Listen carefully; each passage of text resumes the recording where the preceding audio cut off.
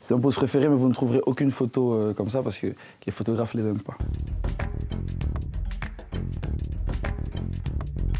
Vérité, ouf. De quelle couleur est le yin et que signifie-t-il dans la philosophie chinoise par opposition au yang? Ça, c'est une interro surprise. Alors franchement, c'est une bonne question. Je me suis pas du tout penché sur le sujet. Je pense que le yin, c'est le côté froid plus qu'une couleur. C'est le côté froid et sombre en fait. D'ailleurs, pour la petite histoire, la personne avec laquelle j'ai réalisé l'album, qui s'appelle Select Aquila, je l'appelle le yin. Parce que c'est quelqu'un qui au premier abord est super froid, qui donne l'impression de ne pas avoir de sentiments. Donc voilà, ça c'est pour la petite histoire. Et dans mon album, je voyage beaucoup, je voyage énormément dans le yin.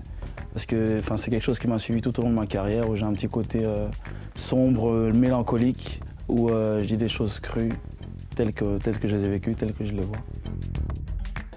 Action, kick un freestyle de rime en ease. Oh là là là là. Alors d'abord, il faut savoir que moi en freestyle, je suis le plus nul des rappeurs. Si faire du rap, c'est juste faire des freestyles, je serais pas là en train de faire une interview. Mais pour vous, je vais quand même me plier à cet exercice. Je réalise que la musique s'individualise, mais peu importe, parce que les objectifs que je vise sont peut-être des objectifs qui dramatisent et qui socialisent. Bon, bref, ça veut rien dire, mais voilà, c'était mon freestyle en ease.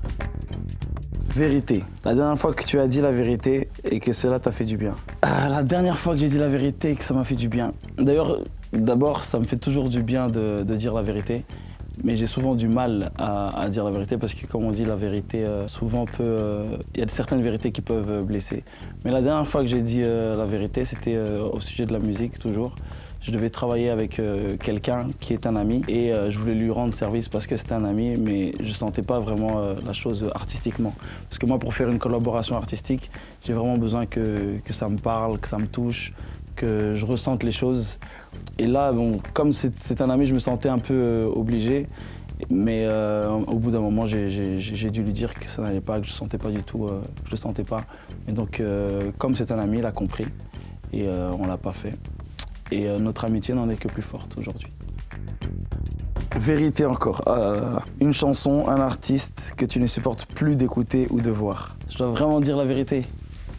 Soprano. Pourtant, c'est quelqu'un de super gentil, etc. Mais musicalement, déjà j'étais fan avant et aujourd'hui c'est devenu trop formaté, c'est trop sopranesque en fait, tu vois. Je trouve qu'il a trop une formule qu'il utilise tout le temps et j'ai l'impression d'écouter tout le temps la même chanson. Donc c'est vraiment en tant que fan que je dis ça, je supporte plus d'écouter Soprano à l'heure actuelle. Action, acting, interprète-nous la façon de rompre à la GAN. Franchement, c'est pas comme si on n'avait pas essayé, tu vois. Tes textos, tes appels, ta présence, tout me donne envie de gerber, tout le temps. Donc franchement, au lieu de continuer à faire semblant, je préfère qu'on mette fin à tout ça. C'est glacial. J'ai jamais fait ça. Hein. Vérité, est-ce que tu flippes avant de monter sur scène? Ouais, grave. En fait, je flippe jamais, genre 1 heure avant, je suis chill. Mais les 2 minutes qui précèdent le moment où je monte sur scène, j'ai vraiment mon cœur qui bat très fort. Et je me demande ce que je fais là, je me dis qu'est-ce qui m'a pris d'accepter de monter sur scène, etc. Mais dès les premières minutes du show, ça s'évapore. Et place au spectacle, quoi. En tout cas, la scène, c'est ce que je préfère le plus dans le fait de faire la musique. Au-delà du studio et de la création, qui sont importants aussi, c'est vraiment la scène, c'est le contact avec le public, voir le public qui chante des chansons qu'on a écrites dans notre chambre. Et voilà, moi je trouve que c'est l'aboutissement de tout un projet.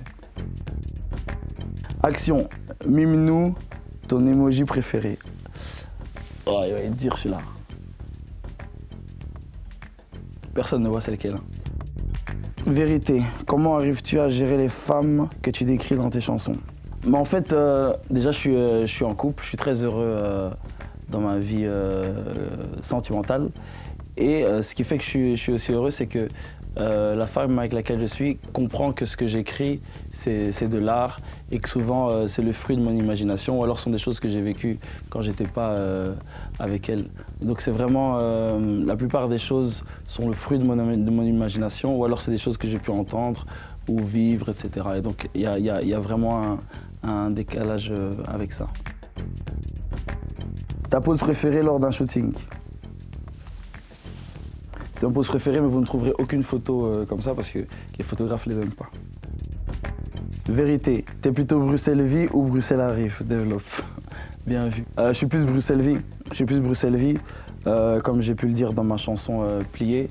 C'est pas du tout lié au titre des chansons ou aux artistes qui les chantent. C'est vraiment plus en termes d'état d'esprit des chansons là où Bruxelles arrive, c'est plus une chanson festive, tu vois. C'est Bruxelles arrive, on est serré dans une caisse, on vient pour faire presque la fête.